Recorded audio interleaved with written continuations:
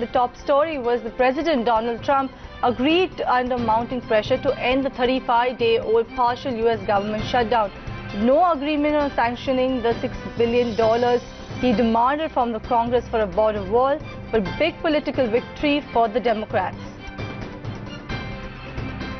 And the U.S. economy lost at least $6 billion during the partial shutdown of the federal government, and that's the approximation coming in from S&P Global Ratings.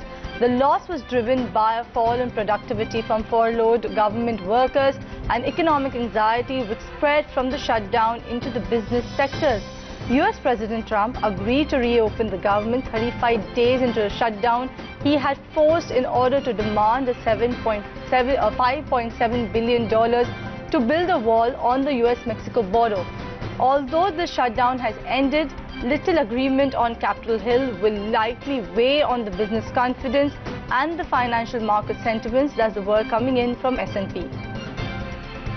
And tensions between the US and China are about to get more complicated as WTO is expected to launch an investigation on Trump's tariffs on $250 billion worth of Chinese goods. Just a few days ahead of the key US-China meetings, this is China's second request for an inquiry on the matter, and the first one last month was vetoed by the US. The investigation is likely to move ahead because WTO rules prevent members from blocking a dispute inquiry the second time.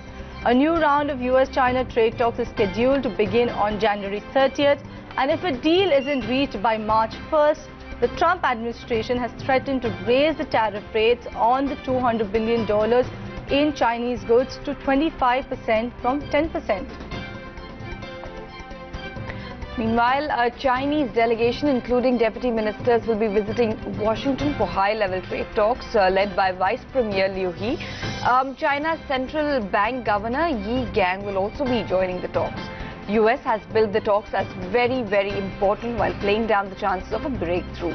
Chinese delegation will meet the US Trade Representative and Treasury Secretary. This meeting comes 5 weeks before the deadline for the US to escalate tariffs on $200 billion worth of Chinese goods. And the US Treasury Department lifted sanctions on 3 firms tied to the Russian tycoon Oleg Deripaska, including United Company Rusal, a move that will provide relief to the global aluminium market. Deripaska, an ally of Russian leader Vladimir Putin, will remain under US sanctions and his property will remain blocked. The companies have also agreed to unprecedented transparency for Treasury into their operations by undertaking extensive ongoing auditing and certification and reporting requirements. All sanctions on Deripaska continues in force. That's the word coming in from the Treasury Office of Foreign Assets Control. Meanwhile, Queen Elizabeth II has sent a coded message to Britain's warring politicians, urging them to set aside their differences and forge a way forward through the Brexit impasse. In a speech, the monarch said lawmakers should respect different points of view and seek common ground in what is a most unusual intervention into a national political debate. As a constitutional monarch, the Queen has no political role and is expected to refrain from expressing any personal view that may be construed as partly political.